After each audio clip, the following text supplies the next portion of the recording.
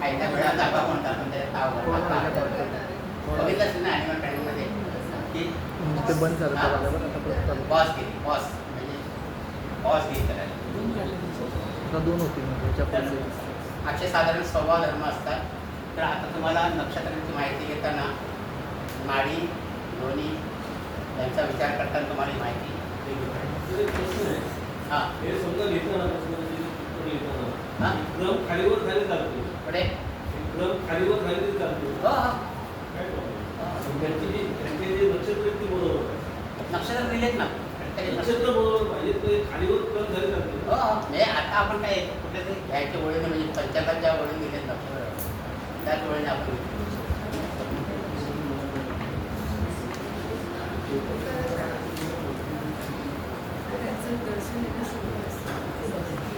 म्हणजे नाडी आणि योनी झाल्यानंतर दुसरं दिलं गण दिलं गण सर एक मिनिट इथे जे नक्षत्र आहे ते असं आपण अपोजिट हे सांगू शकतो का जसं ते वानरचं तुम्ही सांगितलं श्रवण नक्षत्र आणि नाही वानर जे नक्षत्र हे योनी आहे त्याचं सर्प योनीशी जमणार नाही बरोबर ना पुढल्या वर्षी सर्प योनी सर्प साप सर्प योनी वेगळी आणि वानर योनी वेगळी नाही दोघांचा क्रॉस असणार ना म्हणजे दोघांचं क्रॉस असं असणार सर्प आणि गरुडाचं वैरवर्ग गरुड आणि सर्प हां तसेच प्रत्येकाच्या जंगलामध्ये गेलं तर प्रत्येकाला आपलं जीव वाचवणं हे लागत आहे ना तसं बघायला गेलं तर सिंह तुम्ही म्हणता सिंह किंवा व्याघ्र हे शौर्य असं पण कधी कधी एखादा साप पण त्यांना जास्त कोबरा आणि ते मारतात म्हणजे जंगलामध्ये असं नाही कोणी सुपर पॉवर असा नाही आहे ते प्रत्येकाच्या परिस्थितीवर अवलंबून आता मगर जी असते ती मगर पाण्यामध्ये जास्त बलवान असते पण बाहेर आल्यावर चित्ता वगैरे त्याची शिकार करतात पण पाण्यामध्ये मात्र त्यांची पॉवर जास्त वाटते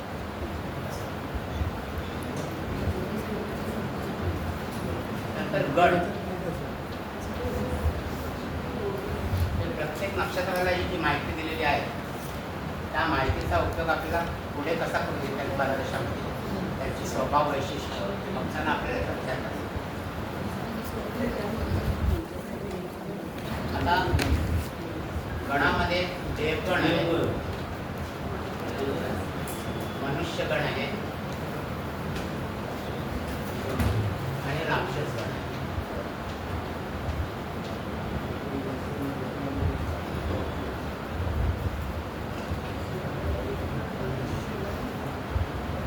देवगण मनुष्यगण आणि राक्षस आता देवगण म्हणजे नावाप्रमाणेच पहिला मधला सात्विक सेवाभावी सत्यप्रिय किंवा ईश्वरावर निष्ठा असणारे अशा व्यक्ती या सगळ्या देवगणी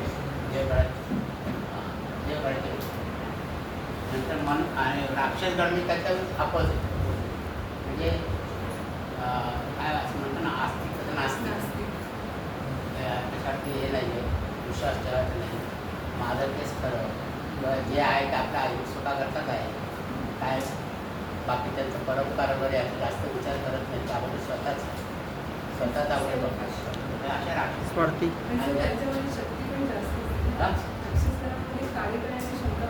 हां जास्त असतं कार्य करण्याची क्षमता जास्त कारण त्यांना सगळं मिळवण्याची हे असतं ध्यास असतं सगळ्या गोष्टी मिळवण्याचा ध्यास असतो त्याच्यामुळे देवगणामध्ये म्हणते खाऊन मिळायचं नाही आलं तरी आपल्याला थोडं देऊन टाकणार असं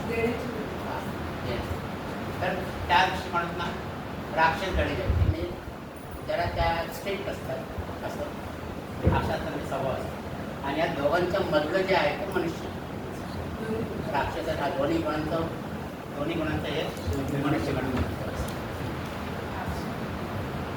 आता हे गण सुद्धा प्रत्येक नक्षत्राला गण दिलेला आहे म्हणजे 27 नक्षत्र म्हणजे 9 नक्षत्रांना एक गण आहे 9 नक्षत्र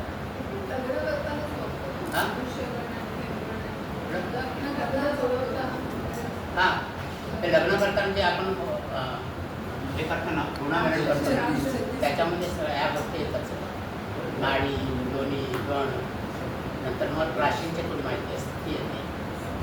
ते आपण शिकणार आहोत सगळं कसं गुणमिळून कसं करता आपण शिकणार आहोत. तर गड लक्षात घेताना जी जोड नक्षत्र आहेत ना, जोड नक्षत्र कोणते आहेत? पूर्वा फाल्गुनी उत्तरा फाल्गुनी, पूर्वाषाढा उत्तराषाढा आणि पूर्व भाद्रपद उत्तर भाद्रपद, म्हणजे 6 नक्षत्र झाली. त्या 6 नक्षत्रांचा मनुष्य 9 पैकी 6 नक्षत्रांचा या मनुष्य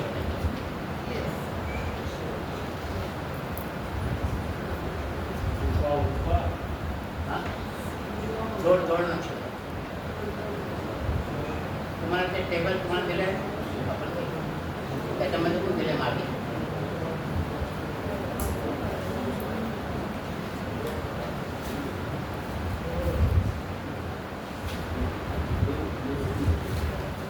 नंतर केतूचं आणि मंगळाचं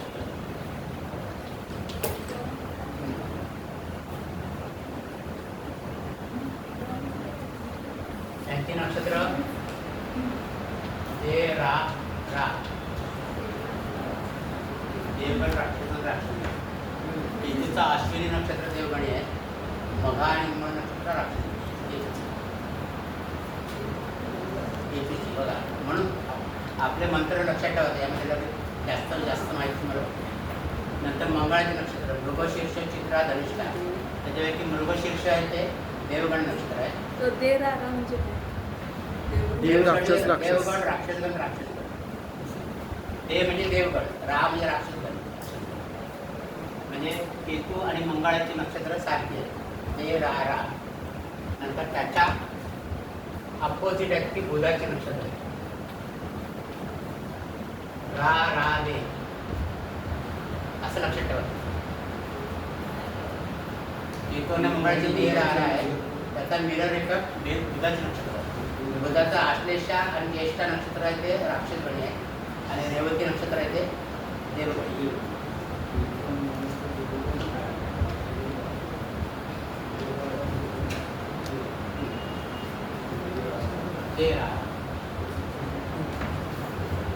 नंतर शुक्राची तिन्ही नक्षत्र मनुष्यगणी. म म म शुक्राची 3 नक्षत्र, एक नक्षत्र भरणी आहे आणि 2 नक्षत्र जोड नक्षत्र येतात. ती म म आहे. रवीची रा म आहे.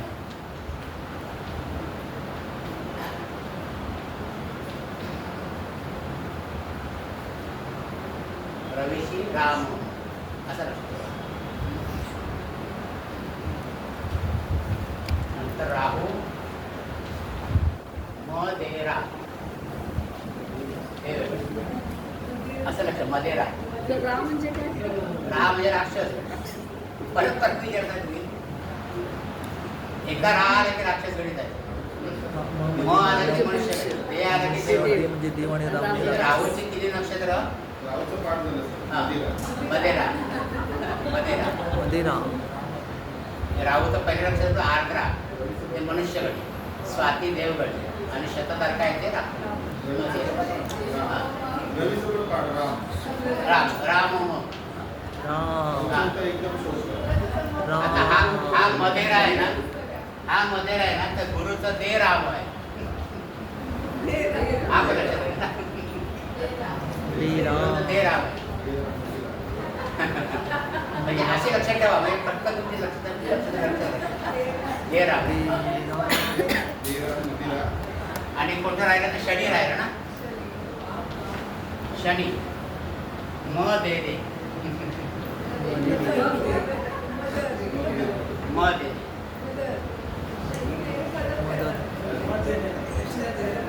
दिले? आओ इकडे या. दिले? नाही मी देतो ना. दिले? शनी म दे दे, मनुष्य देवगण देवगण. शनीची नक्षत्र कोणती? पुष्य, अनुराधा आणि उत्तरावाधा. झाले आता गण पण सगळे पाडले. म्हणजे असं तुमचं लक्षात राहील पटापट पटापट पटापट. हां हां सर दे दे मय हां दे दे मय हां दे दे सॉरी दे दे मग शेवटचं हे आहे ना जोड नक्षत्र आहे ना शनीचं दे दे मग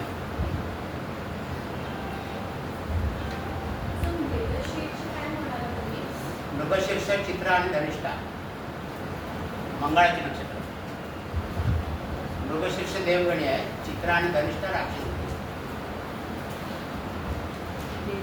आणि बुधाची पहिली 2 नक्षत्र राक्षस गणी आहेत, आश्लेषा आणि ज्येष्ठा. आणि रेवती नक्षत्र आहे ते देवगणी.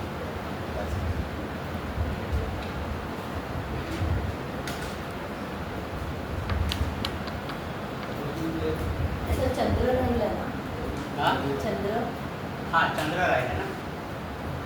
चंद्राचं कोणतं आहे बघा रोहिणी देवगणी आहे ना.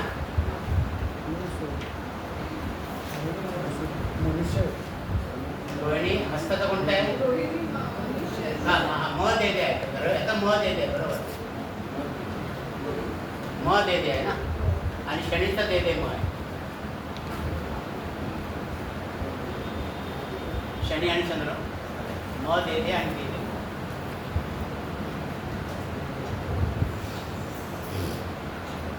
मजेशीर आहे ना माहिती लक्षात ठेवायला. असं तर तुम्ही ठेवलं लक्षामध्ये तर पटकन लक्षात देत आहे. नाही तर एक एक 27 लक्षामध्ये पाठ करायला गेला तर राहणार नाही.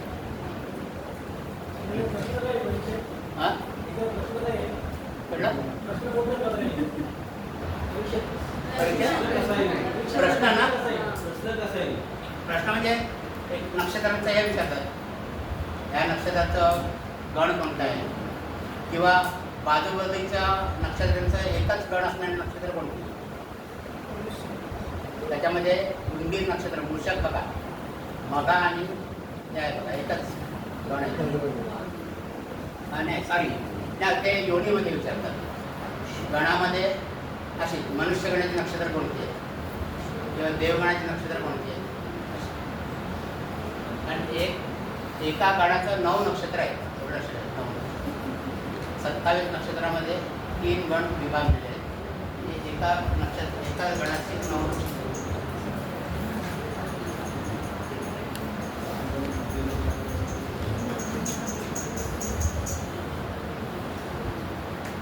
आपण एक आराध्य वृक्ष बघूया ना थांबूया.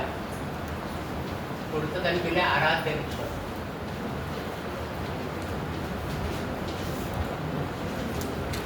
प्रत्येक नक्षत्राला आराध्य वृक्ष दिले आहे. प्रत्येक नक्षत्राला आराध्य वृक्ष दिले आहे. आता याचा काय उपयोग आहे तर पूर्वीच्या काळी असा समज होता की बालकाचा जन्म ज्या भागामध्ये होतो आणि त्याचं जे आराध्य वृक्ष असतं नक्षत्राचं ती वृक्ष ती झाडं त्या भागात जास्त असतात. आता पूर्वीच्या काळी हे शक्य पण असेल कारण काय की जंगलं जास्त होती. आता सिमेंटच्या ह्याच्यामध्ये झाड आपल्याला शोधावं लागतं झाड त्याच्यामुळे तसं असेलच असं सांगता येत. तर आराध्य वृक्ष म्हणजे या नक्षत्राचं जे वृक्ष दिले सांगितलेलं आहे त्या वृक्षाच्या आराधना केली तर त्या वृक्षाच्या सान्निध्यात बसलं तर त्या व्यक्तीला जास्त पॉझिटिव्ह एनर्जी मिळते. पण आता त्याच्यामध्ये वृक्षामध्ये बघा मोह दिला आहे तैर दिला आहे अशी आणि हे झाडं आपल्याला बघायला मिळतं. कुचला दिला आहे ही झाडं आपल्याला बघायला मिळतं. कुचला दिलं आहे ना नागचंपा नागकेसर असं काही तर ही झाडं आपल्याला बघायला मिळत नाही. मग आता काय केलं आहे आपल्या सरकारने पण 2 नक्षत्र धारण केलेले. एक धारावीला आहे एक न्यू बॉम्बेला आहे नेरूळला. मुलुंडला पण आता गेलं वाटतं तिथे सगळ्या नक्षत्रांची झाडं आहेत. हां धारावीला बस डेपो आहे ना तिच्या समोरच आहे.